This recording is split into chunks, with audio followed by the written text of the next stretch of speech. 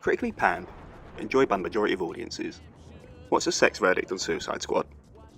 After Batman vs Superman and Marvel's Captain America Civil War, I was ready for another blockbuster superhero caper to stave off the long winter nights. Instead, I was left feeling underwhelmed thanks to a film which failed to deliver on its early promise and began to drag during the final act. Will Smith takes the lead as Deadshot, heading up a Suicide Squad against the literal god of the pagan variety. The US government have failed in their efforts to harness the powers of the super being, so they send out Smith and company to use their nefarious skills in a last-ditch attempt to save the world. He's backed up by a host of Batman villains, forced to come together for the sake of the greater good.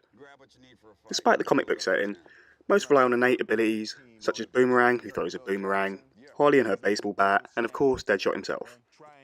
Killer Croc and El Diablo head up the mythical contingent, but most fall into the category of badass normal. Then there's the explosive devices rigged to their necks if they decide to resist. They might be convicts with issues, but they have little choice but to comply.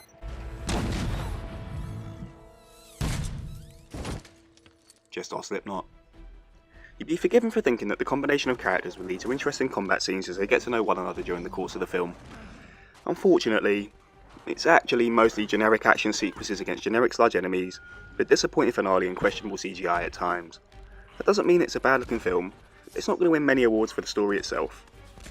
David Ayer is a director, and he shot a slick looking film, which makes sure to soak in every detail, even if it comes at the cost of a coherent plot. It's supposed to be a dark foray in the style of Nolan films, with an added slice of goofy humour, but it's more of a mishmash that ends up going through the motions over 2 long hours. The dialogue isn't always snappy, but none come off worse than the Enchantress, played by Cara Delevingne. She's the main antagonist for much of the film, and she chews through scenery with the dull monotony of a banking advert. I'll let the next clip speak for itself.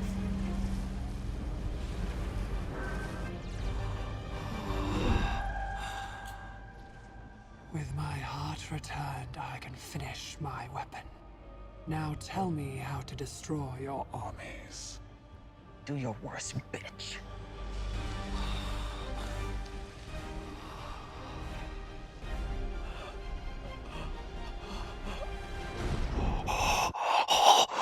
And there's Jared Leto's Joker, whose laugh is spine-curling in a way that probably wasn't intended in the first place.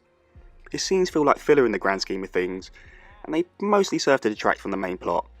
It's a bit embarrassing, and it feels like he was tacked on, or scrubbed out according to the man himself. The rest of the cast are serviceable at the very least, with decent acting found throughout Task Force X and the assorted ensemble. They're a varied bunch, with enough to set them apart, even if we never get much further than that. We spend a little time learning about the backstories for the criminals, including how they were incarcerated in the first place, but it mostly messes up the pacing, and some flashbacks feel a little threadbare in comparison to others, especially El Diablos and Katanas. I've already mentioned the M-word, and maybe it wouldn't have been so bad if we didn't already have films like Guardians of the Galaxy, which managed to do so much more without trying so hard to feel edgy at the same time. Despite everything, Suicide Squad is still watchable, and lots of people have come away confused by the critical reception by critics. In spite of the problems, if you like the genre, there's enough to keep you amused, although you'll probably have to dampen your expectations if you're hoping for something with an epic sense of scale. Come on, let's go. They might be fighting a god, but it's nowhere near as good as it sounds. So I'm sorry guys, but it's a 3 out of 5, bang average score from us.